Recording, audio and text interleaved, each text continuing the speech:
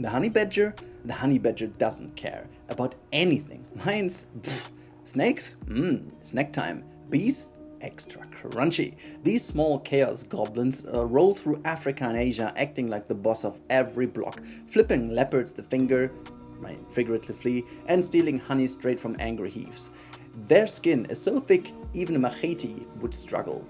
Mother Nature made an animal whose hobby is do whatever you want and never die. The Bornean pygmy elephant. The Bornean pygmy elephant is nature's adorable oversized puppy. They're so tiny for an elephant that if you ever see one, your brain refuses to believe it's a real elephant.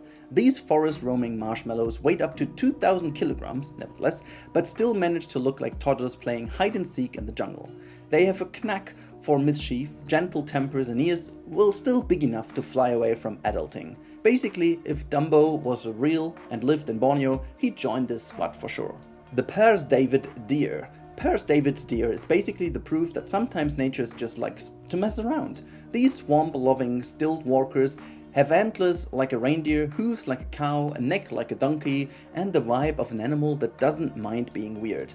They were extinct in the wild ones, chilling only in royal Chinese gardens until humans felt guilty enough to bring them back for nature. I mean, luckily enough. Today they still strut around swamps like wetland supermodels that survived extinctions twice, actually, by being just too funky to fail. Lion-tailed macaque. The lion-tailed macaque is the rainforest's grumpy wise old wizard in a tiny monkey body. Endemic to India's western Ghats, they sport magnificent silver manes that make them look like the Gandalf of tree canopies. They are shy, hate humans barging into their leafy kingdoms, I mean, who doesn't, and will side-eye you until you leave, well, who doesn't either. Living 20 years or more, they rule their treetop empires, whispering ancient secrets to the wind, or probably just gossiping about the annoying peacocks below.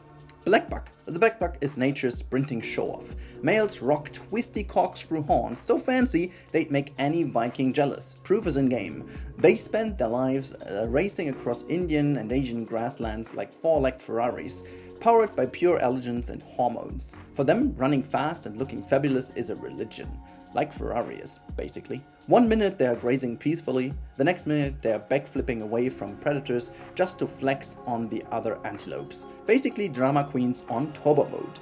The raccoon dog. The raccoon dog is what happens when evolution thinks, well, let's smash a raccoon's face on a fluffy fox body, make it bark and call it a day. Native to East Asia, they are part of the dog family, but also famous for hibernating like a bear. They waddle around forests looking like bulgars, wearing fur coats, squeal when they're surprised, and hold the title of only canid that properly dozes all winter. Cute? Yes. Confusing? Well, absolutely. Nilgai. The nilgai is India's secret giant pretending to be a cow, but dressed like a royal blue antelope.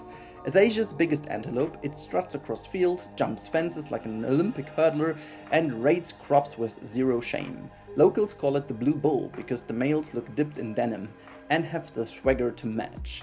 Spotting a nilgai is like finding a stealthy horse that moonlights as a fence-hopping mischief maker. Graceful, sneaky, and always slightly confused by roads.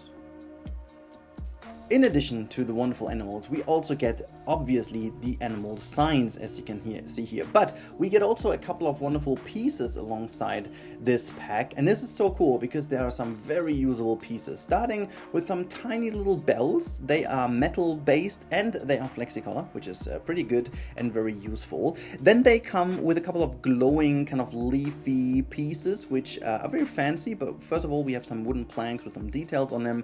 Those details are flexicolor indeed. These plants over here, as you can see, they're all glowing in the dark, but they are also flexicolor, except those leaves in the center. There are a couple more variants, not only those you can see in the center. We do have some very nice plates and a kind of metal looking leafy decal kind of element, which is pretty nice indeed.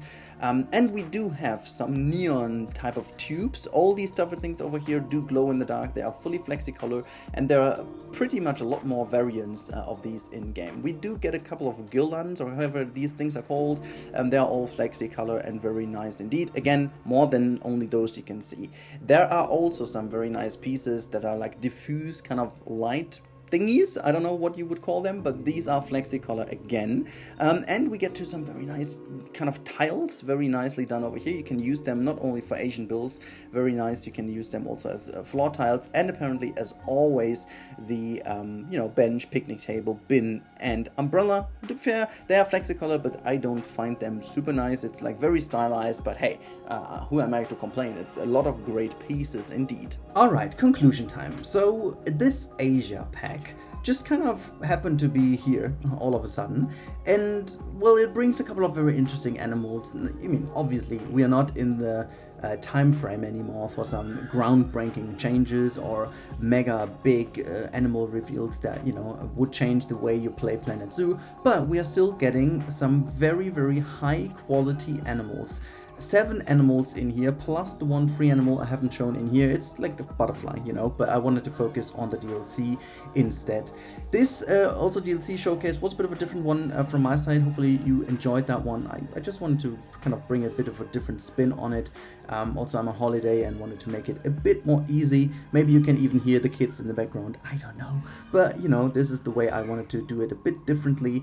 And yeah, hopefully you guys enjoyed that one. So these 7 new animals, I do really like. I plan to do a bit of a build for you guys, but you must wait for that a little longer, simply because, again, I'm on holidays and I will still stay here for a couple more days until I'll be back home. I'm doing all that via remote desktop, and this may also be the reason why it all is a bit more slow. And, you know, I kind of want to have holidays as well, so that's the reason why. But as you can tell, it was a lot of fun making this video.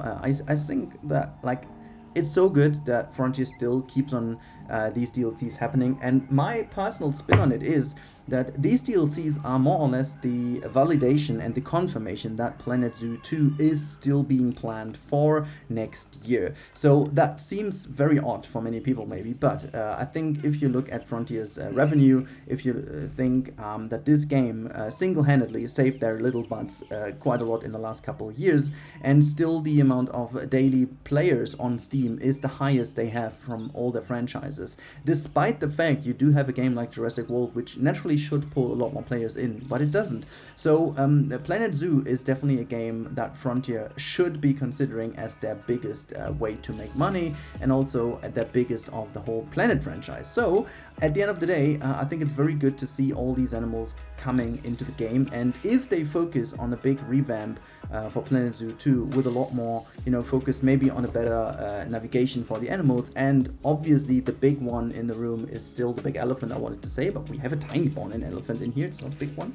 But like for Planet Zoo 2, going more into the aquatics and the birds, you would still have a lot more animals to keep making money from in the future, so they could give us at least 80% of all the animals in here, if not more.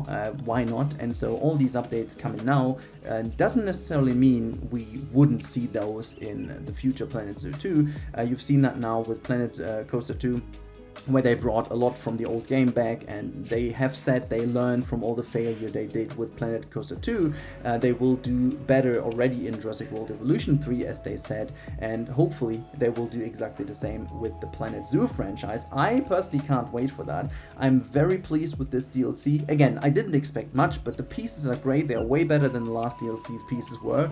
They, the animals all look, in my opinion, very, very nice indeed. The animal choice, I don't really have too much to say to it. I'm always like a person who loves to have a semi-aquatic at least in there, but you know, I'm happy to have a climber in at least. And so while looking at this baby elephant butt over here, I say have a good time. Thank you so much for watching as always. I talk to you very soon in the next one. There's still one more video scheduled for you guys, and then on the weekend I'll be back with some more Planet Coaster action and also Planet Zoo.